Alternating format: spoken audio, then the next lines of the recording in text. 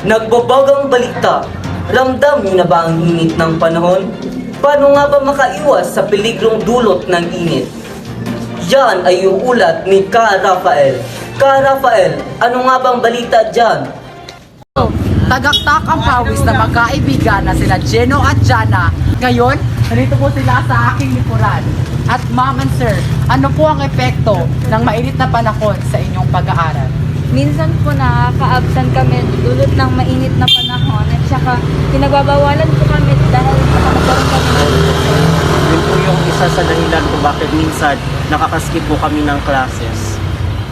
So salamat po ma'am. At ngayon, talagang napakainit ng klima ng ating panahon. Bago lumabas ng bahay, may apat tayo pakatandaan.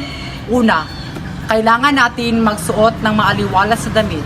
Pangalawa, ugaliing magsuot ng sombrero at magdala ng payong.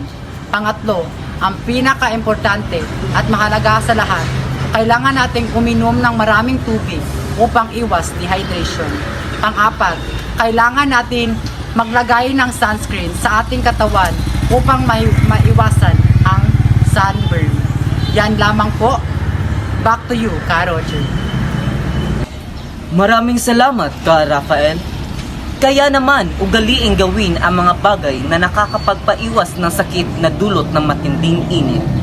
Yun lamang, magandang araw, netizens.